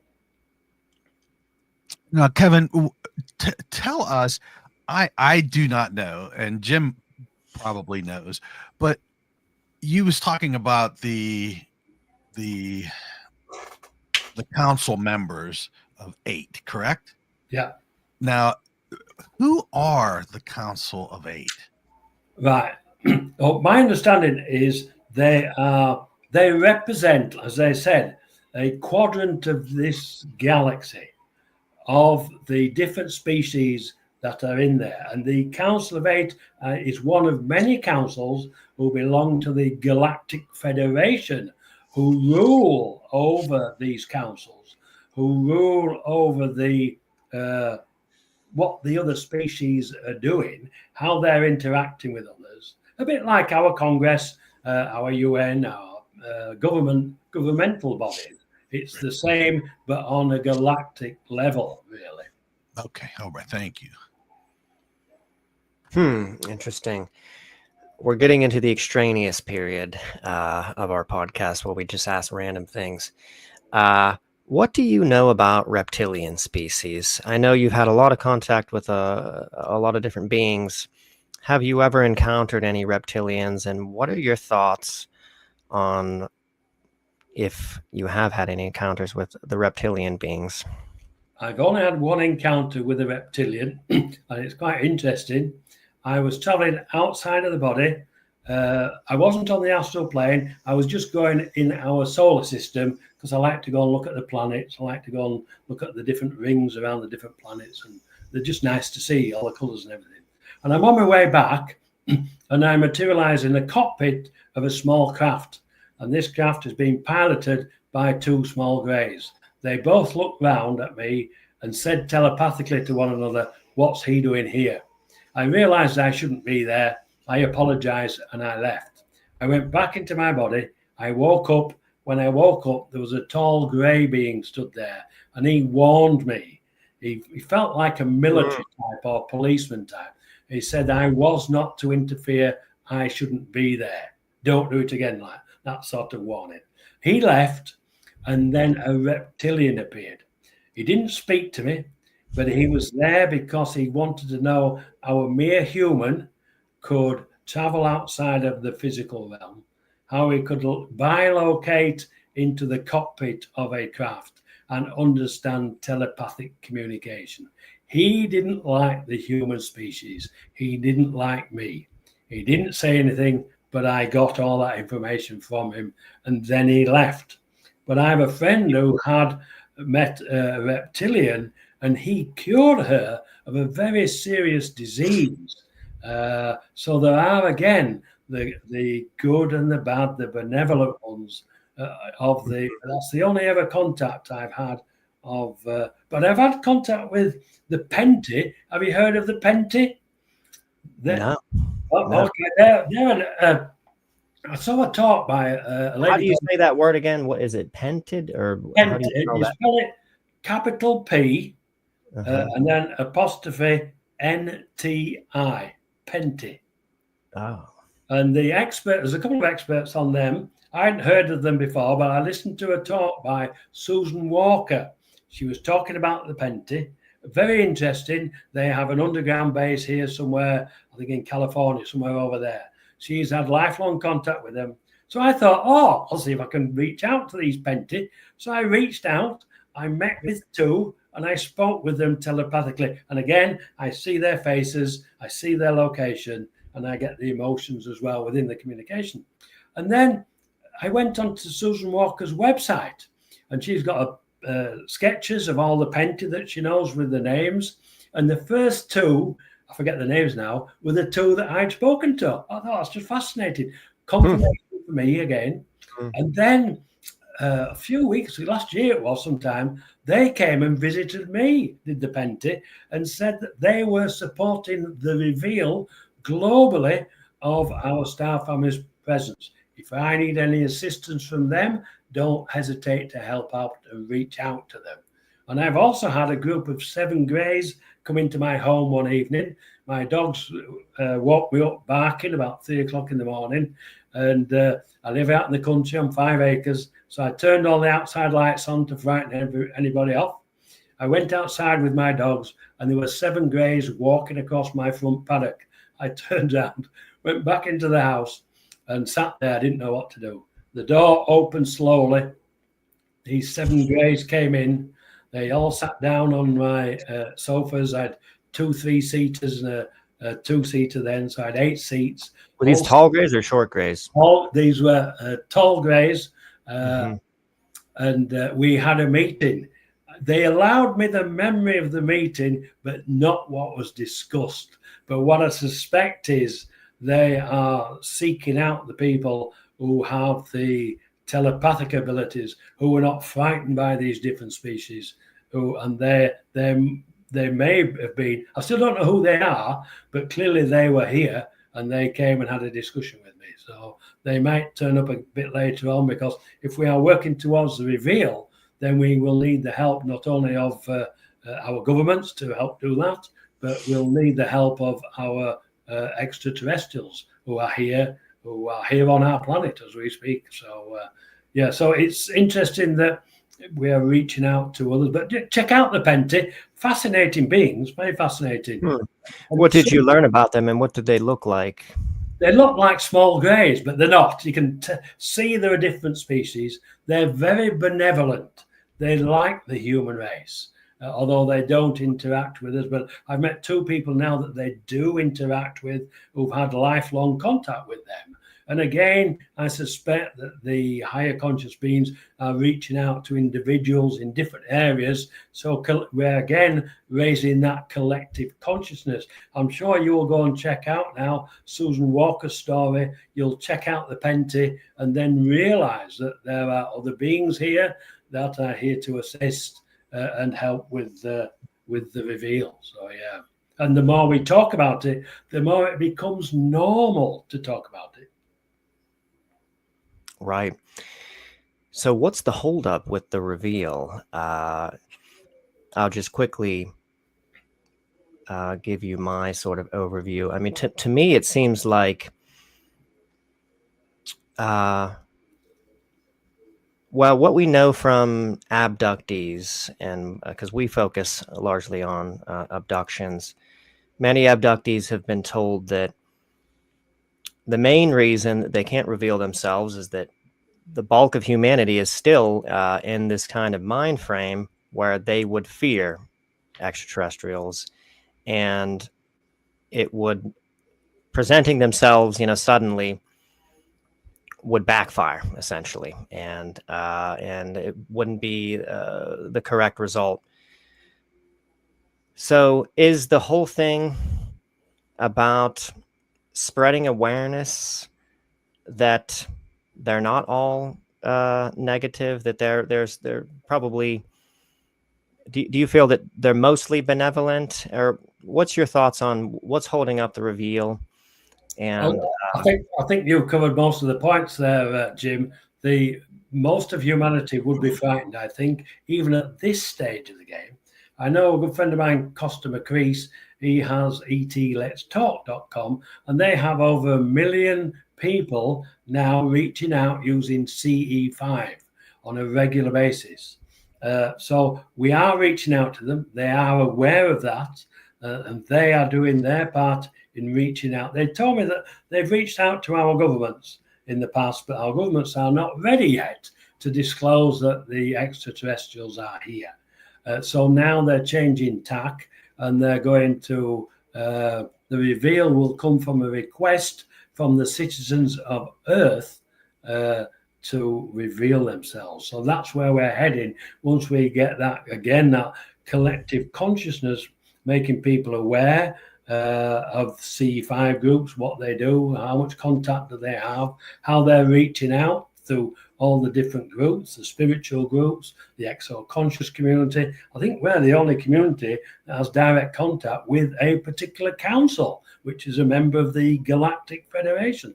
So that in itself is quite a huge achievement. And there's another book a friend of mine wrote, Kathleen Marden, I think she's been on your show, Forbidden Knowledge.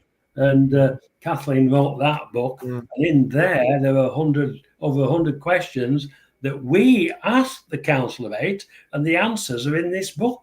And they're questions that a normal person, that includes me, would ask them. So it's the information is out there, but you've got to be interested to go and search for it. And I'll mention my book when I'm talking about books.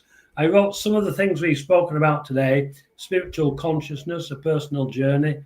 And so if you want to read that, it gets a good review on Amazon. But I'm writing another one now with Aurora Belcia, and about the Council of Eight, with all her channeled information, again, getting the information out there. But it's interesting how they've channeled them to Aurora, because there's we talked about energy earlier. There's energy in the channeled portraits. You see the energy, and they've been shown as when you look at them, they're pleasing on the eye. There's no fear there. There's a lot to see in the portraits, a lot of information. And she also channeled the void of consciousness equation, which is on the T-shirt of Zark. And I mentioned that Zark has a sense of humor, and you will be able to see the sense of humor in the channel portrait of him. So we can bring up those portraits, can't we? That those are right on a website that's accessible. What is that website? Okay, that website is exoconscioushumans.com. Don't forget the S on humans. So it's www.exoconscioushumans.com.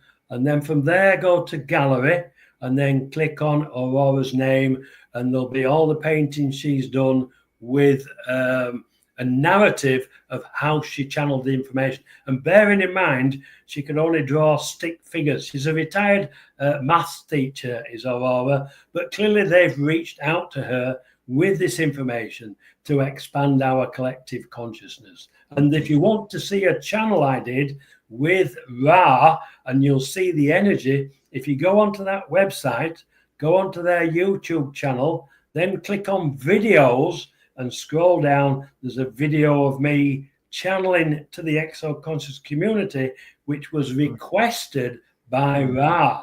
Now, he goes into some history in relation to soul history into individuals. So you might find that interesting. Or you might find that interesting to watch that, yeah. Mm-hmm. And so while Todd brings this up, you said that you could see the energy in the portraits, and she's not an artist. Just to clarify that real quick, she's not an artist and can't do art and can only make stick figures. So she was kind of going through automatic writing as she was. I don't even know if I've heard of that before. Like, I've heard of automatic writing, but them sort of channeling through yourself and then creating artwork or a drawing of some kind is I'm sure that probably has happened before, but I've never heard of that. That's interesting. Did you find that? That's correct, yes. But if you read the narrative that she's alongside of the portrait, it explains how she got the information and the energies and to do that. And you're right, she can't draw. I can't draw either. But clearly, like you say, Jim, they're probably channeling the automatic drawing of the portrait. Yes. Fascinating. So they're probably pretty accurate because it's them channeling through her. They're probably pretty close drawings. Yes. And that's really interesting. So I really want to look at these drawings. I do think it's a representation of them to make them appealing and not frightening. I think that's the idea of them. Yeah. Kevin, what's that web address again? It's www.exoconscioushumans.com.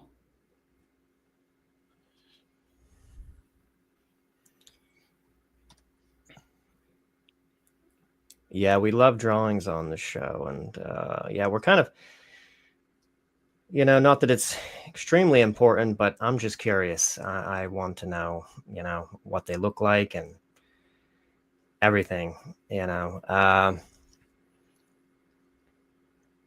Have you ever heard of, while we're waiting for him to bring this up, of the blues, or what are referred to as the blues? I think Whitley Strieber refers to them as the blue doctors, short-statured blue beings. I have heard of them. I've heard that some of the Arcturians are the blue not bluebirds, blue beings, have blue skin. But I suspect there are different levels of the Arcturians, because Orton D look like me and you, look like humans. And the other ones, I think whether they evolve into the higher species or a subspecies of them, I don't know. So I have heard Whitley speak about them and others speak about them, but I've had no contact with them, no. What about the Arcturians? I have some of the best channel material that I've ever come across that just still to this day, just amazes me, is the book. I don't know if you've ever heard of Patricia Pereira. I have heard the name, yes. The Arcturians. It's like a 4-book set. If you go to gallery now, Todd, on the top there, that's it. Then click on Aurora's name. There. Then you'll have to scroll down, I think. There we are. Now that's the Council of 8. We're going to be using that for the book cover. And then so we've got Orton D at the front. I think that's so. This is her drawing. This is her channel drawing that we're looking at right here. Drawing, yeah. That's really something that she can't draw at all and only does stick figures and produce that. And that's pretty artistic. A good representation, and it shows how these are benevolent because they're reaching out, and there's a thread through all of this, through the individuals, how they've been brought together, how we've all been educated individually, and we've all got contact now with this group of 8 beings. And there's a vacant chair there, and I suspect that chair is for the exo-conscious community to take that chair so we can be the liaison for the Council of 8, as I was a liaison in the Temple of Karnak in a previous life. So I suspect the roles are continuing from the soul level, from the evolution of the soul to where we are now. Because who would have an idea of leaving a vacant chair? It depicts that someone needs to sit there and join this group. And I suspect that's the exo-conscious community, which was founded by Rebecca Hardcastle-Wright. She's the founder of the exo-conscious community. So if you scroll down now, you get some of the others. And this is a tall white. I wonder if this is the same species that, what's his name? Oh, yeah, I know what you mean. Yeah, I've seen the documentary. What's his name? I forget now. I suspect it's Charles James Hall. That's him, Charles James Hall, yeah. That's D.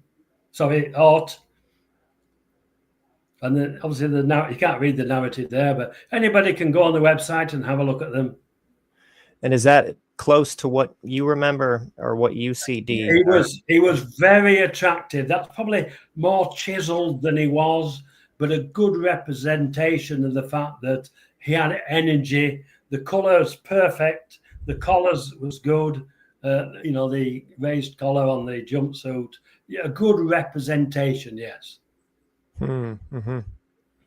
Now that was Ra. That's what she got. And very interesting that when I've seen him on a couple of occasions, I've seen Ra with wings, with brown wings. So very interesting that she, but very intricate in the design. And I don't know whether you can see the energy. And I think there's some scarab beetles in there. Yeah, somewhere as well. So yeah. But I mean, if you were a professional artist, there wouldn't be anything special because you've already got that gift. But to be Aurora, like myself, I can't draw, but to produce these, just amazing. Yeah, and really kind of, I think, gives you some strong evidence that, something otherworldly is happening. If someone can't draw at all and then suddenly can produce something like this, that's pretty.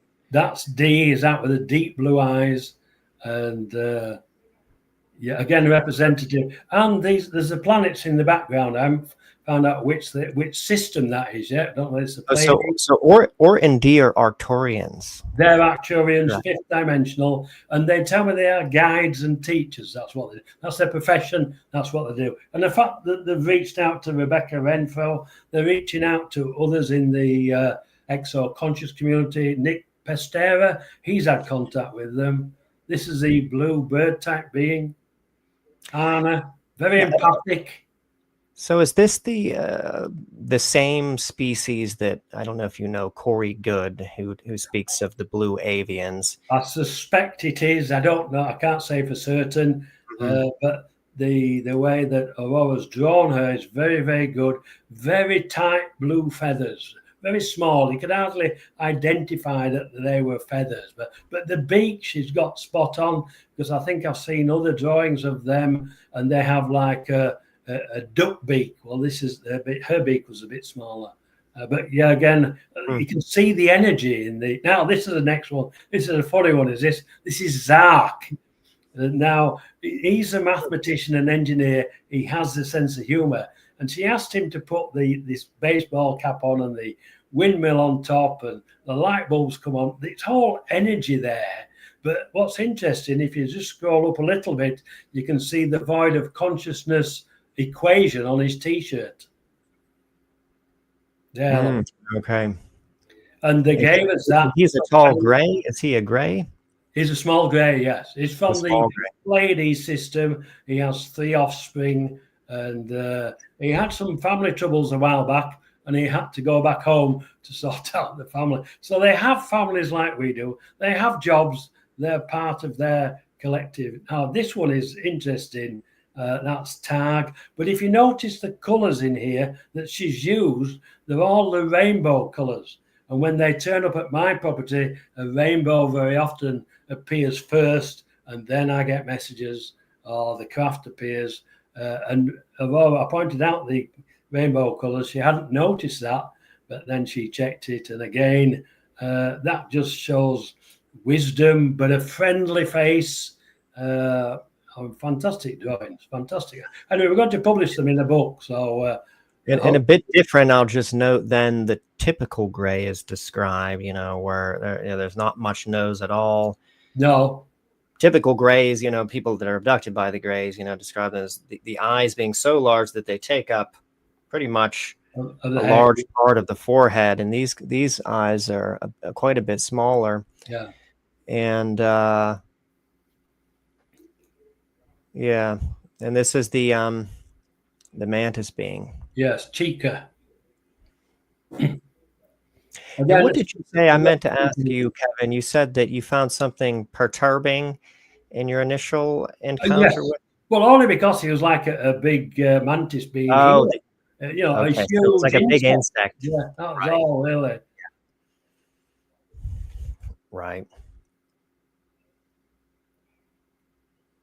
Well, those are some interesting drawings. Yeah, that's a fascinating. I think she's got a couple more that are not on there at the moment. But anyway, we're going to publish them all, hopefully in the next few months, and then people can have a look at them and with the story that's surrounding them and the contact. And so, yeah, it should be. But we all met by accident. I met Kathleen Marden by accident. I was asked to go down to a MUFON meeting.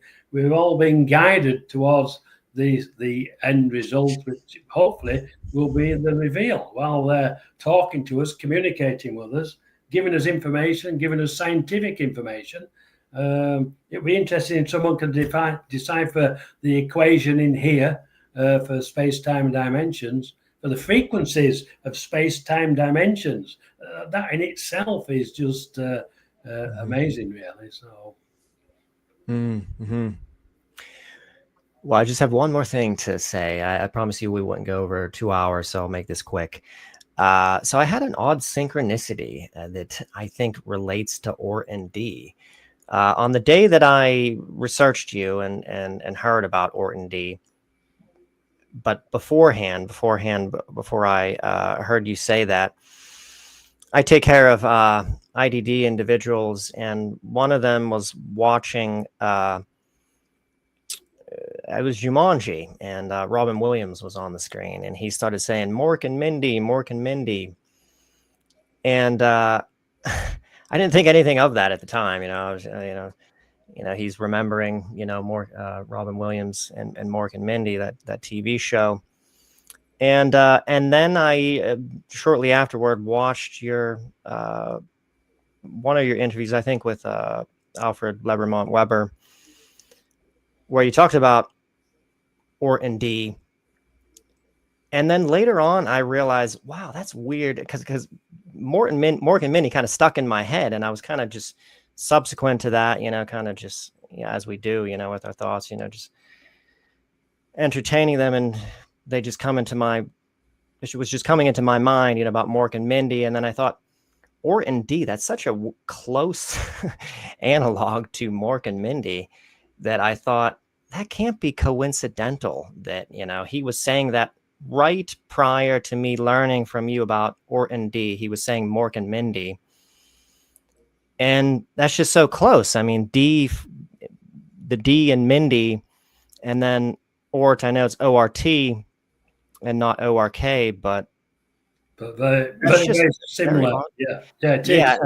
And, are these coincidences there? I'm sure they are. I found out later that Rebecca Renfro met Orton D in 2015, long before she met me.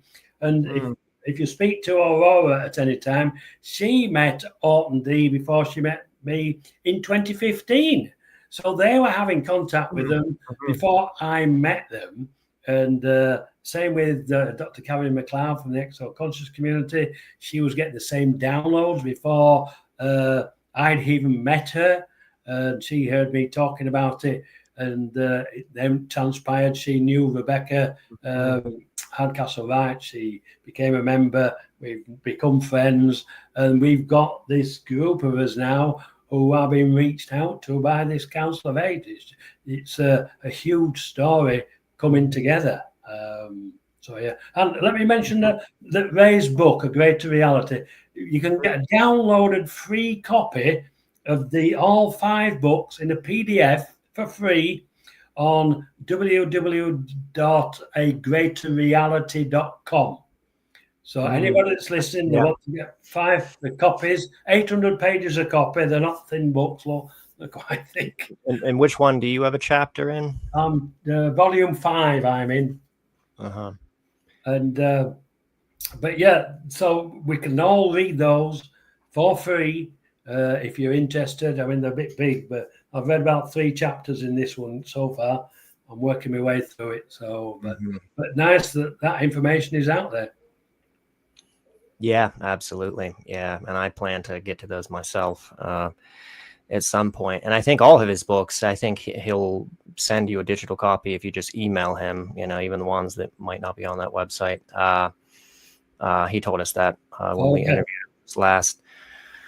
But anyway, okay, yeah, we're over 2 hours, so I guess we'll wrap it up here. Yes, I'm going to close out with just saying this. With what began with a paper route has now touched the stars, and maybe, just maybe, helped all of us listening take one step closer to remembering who we really are. Not just bodies, not just names, but souls on a journey of awakening. Kevin, thank you so much for sharing your truth with us tonight and for being a living example of what happens when you ask, listen, and act.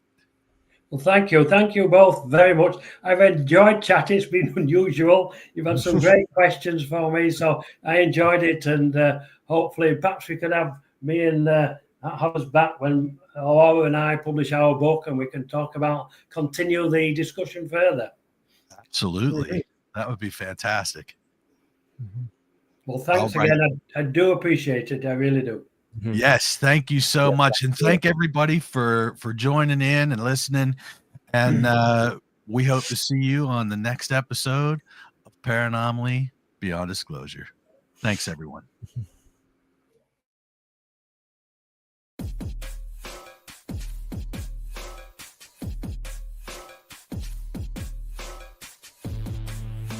Thank you for tuning in with us tonight. We hope you enjoyed this episode.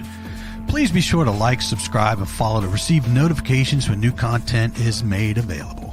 A Paranomaly Beyond Disclosure is looking to talk with ufologists, researchers, investigators, contactees, abductees, channelers, and more for upcoming shows. Or if you have stories, photos, videos, questions, suggestions, or comments, please contact us through Messenger or email us at paranomalypodcast@gmail.com. And you can also visit us at paranomalypodcast.com for more content and information, including all our social links. I thank you again for watching or listening, and we hope to see you on the next episode of Paranomaly Beyond Disclosure.